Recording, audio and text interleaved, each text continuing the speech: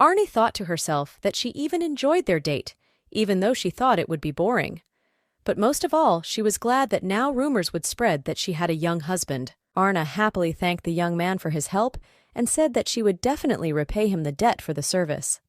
She was very pleased that the cursed marriage was over. The young man saw that the beauty was very pleased and said that she would have to make a good effort to repay the debt. Then the young man asked Arna why it was so difficult for her to accept just the thought of marriage, although she herself said that she had never seen her fiancé in her life.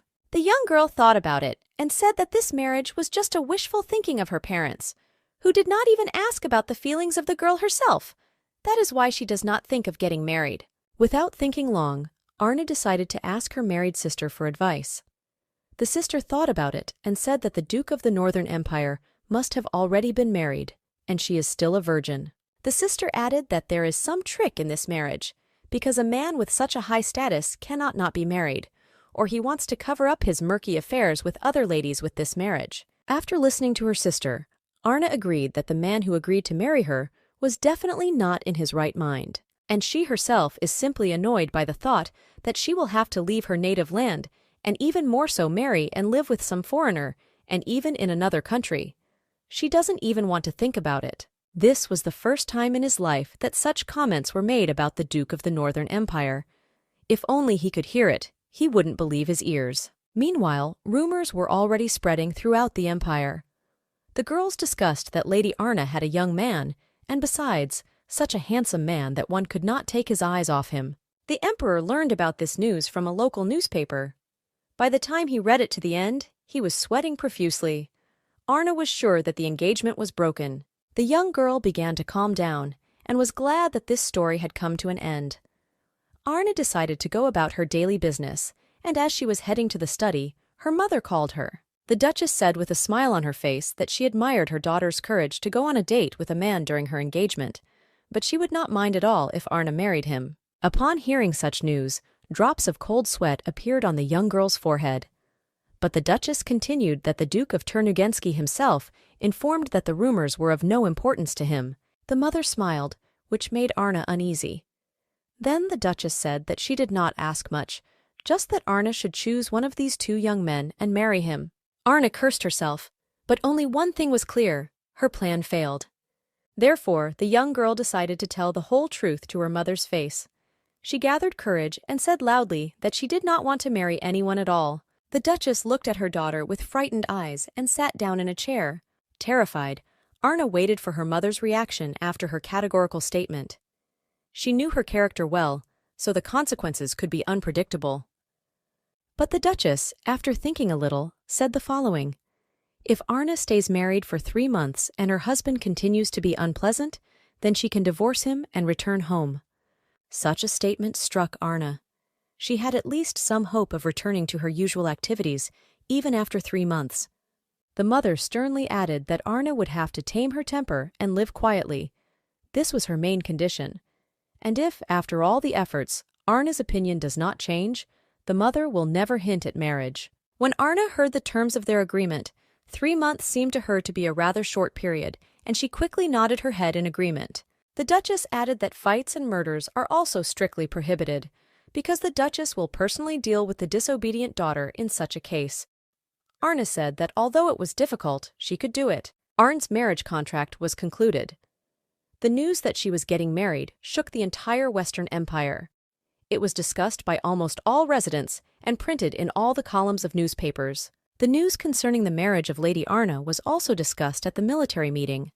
Someone suggested that when the young lady left, they would lose their fighting power. Someone shouted that His Highness did not think at all about who would inspire the army and skillfully guard their borders. But the Emperor was adamant in his decision. He said that he was going to present Lady Arna with the title of Princess of the Western Empire and treat her accordingly. The Emperor then turned his head to the confused girl and said loudly that Arna was the future of the Western Empire. The young girl was completely confused and did not know how to behave in the status of a princess. She thought that Uncle was bending the stick a little, and now it would be even more difficult for her. At the same time, in the Northern Empire, the court was also discussing the news concerning the marriage of their Duke of Turnagain. After learning this news, the young girl with green eyes was simply mad. She did not understand what kind of old man the Duke decided to take this step so quickly. After all, Cassian was the son of the emperor and second in line to the throne. He also ranked first among the most desirable grooms in terms of compatibility. And now, the most cherished dream of every young girl of the Northern Empire, to be next to the Duke in the status of his wife, has simply gone to hell. Cassian's marriage simply spread throughout the Northern Empire. She made such a fuss that only the dumb did not discuss her, and only Duke Cassian himself, who was the cause of such an explosive news, remained as calm as possible. He was in his office doing his daily business. When his assistant came to him, His Highness asked if he had not managed to learn something new, and the assistant guiltily reported that nothing more could be clarified. Cassian closed his eyes and began to recall in detail everything that happened that day at the ball. He was sure that when he asked the Emperor about the swordmaster, the Emperor was 100% nervous. But maybe it just seemed to Cassian he could not understand. But then he was brought back from Cassian's thoughts to reality by the words of the assistant, who said that he was still worried about something. The Duke told him to say what exactly. The aide said that if rumors are to be believed, Duke Brilkt has a problem child. She has very high hopes, but she has been called a mad dog. The assistant also added that the reason why it is difficult to dig up something about Duke Brilkt lies precisely in this rabid dog. This interested Cassian, and he asked to tell what had been found about this rabid dog.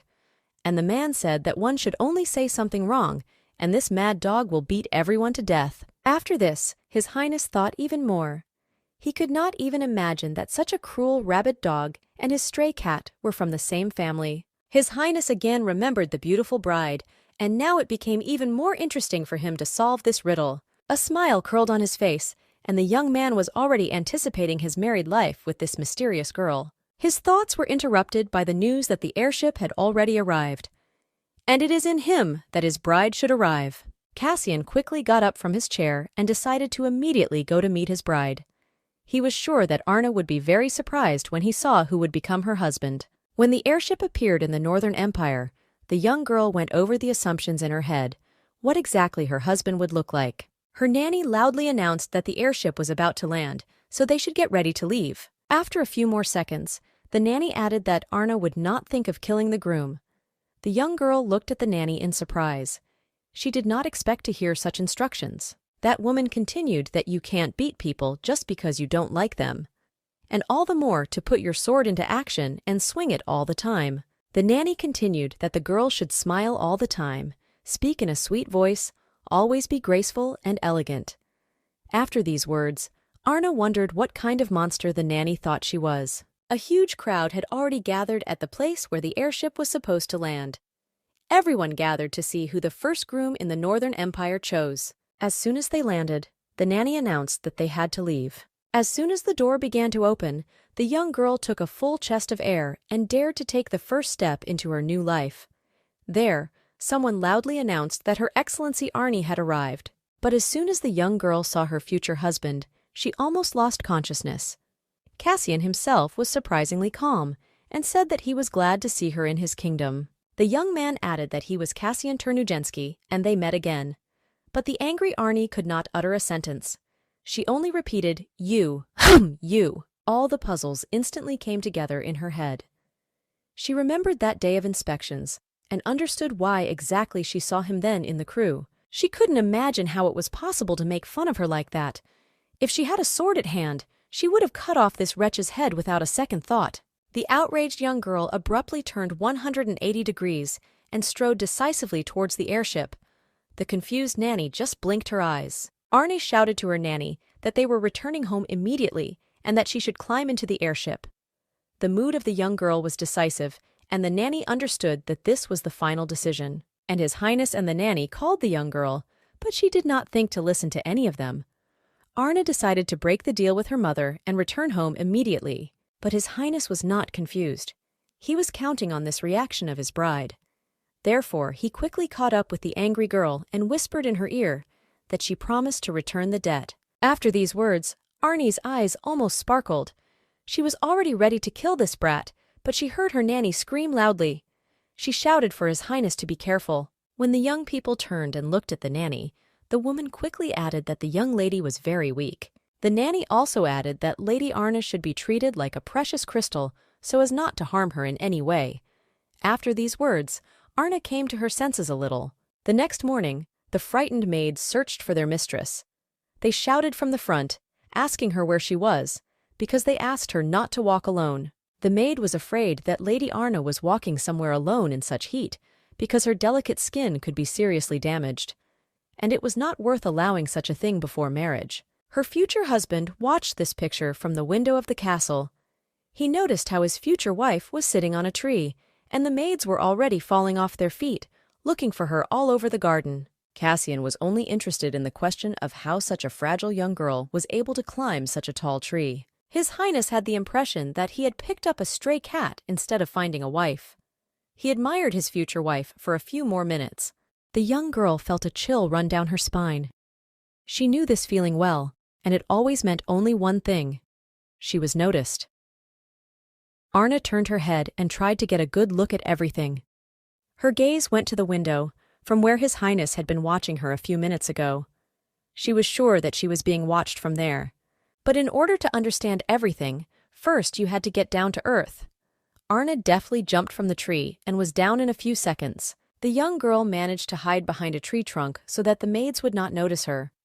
They still did not lose hope of finding the young girl and continued to call her loudly. Then the maids decided that perhaps their mistress had gone in another direction and they should look for her there. The maids went to look for her further. As soon as Arnie saw that the maids had moved on, she breathed a sigh of relief and said aloud that they hadn't noticed.